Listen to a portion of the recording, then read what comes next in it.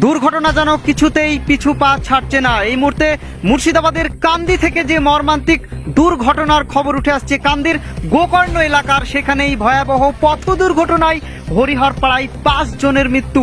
আবারও একবার আপনাদের জানিয়ে রাখি, হরিহরপাড়ার 5 জনের মৃত্যু হয়েছে। হরিহরপাড়ার রুকুনপুর গ্রাম পঞ্চায়েতের বিশারান্তগঞ্জ এলাকায় তাদের বাড়ি বলে এখনো পর্যন্ত সূত্রের খবর।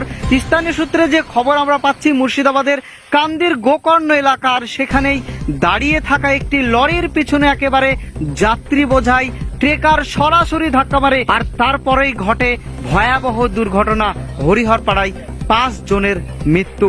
রবিবার সকালে ট্রেকারে করে স্নান করে বাড়ি ফেরার পথে দাঁড়িয়ে থাকা একটি ডাম্পারের ধাক্কায় ওই যাত্রী বোঝাই ট্রেকারটি মারে, আর দুর্ঘটনার জেরেই কিন্তু চালক সহ মোট 5 জনের মৃত্যু হয়েছে। এখনো পর্যন্ত যা খবর, চালক একজন এবং 4 জন মহিলা, তাদের বাড়ি কিন্তু মুর্শিদাবাদের হরিহরপাড়া থানা এলাকায় বলে বাড়ি, এবং যারা আহত হয়েছে তাদেরকে ইতিমধ্যেই মুর্শিদাবাদ মেডিকেল কলেজ হাসপাতালে পাঠানো হয়েছে।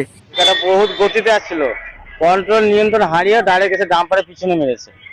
এই স্পট হয়েছে, 3-4 জন স্পট হয়েছে, বাকি সব আহত বহরমপুর হাসপাতালে ট্রান্সফার করা হয়েছে। ডাম্পারটা এখানে দাঁড়িয়ে ছিল, বালির ডাম্পার, ওভারলোড। পিছন দিক থেকে এসে ধাক্কাটা মারে।